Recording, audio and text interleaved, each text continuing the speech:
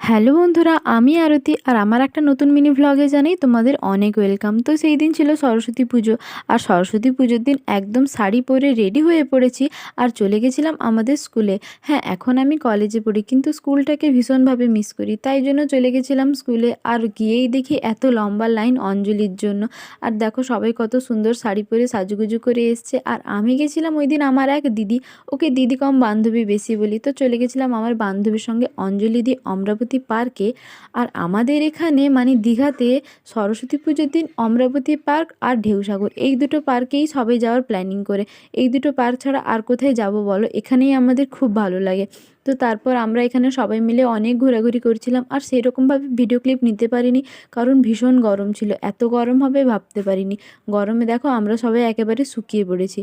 আর এখানে সবাই বোটিং করছে, কি খাওয়া দাওয়া করলাম না করলাম ওটা দেখাবো পরের ভিডিওতে। ততক্ষণের জন্য বাই।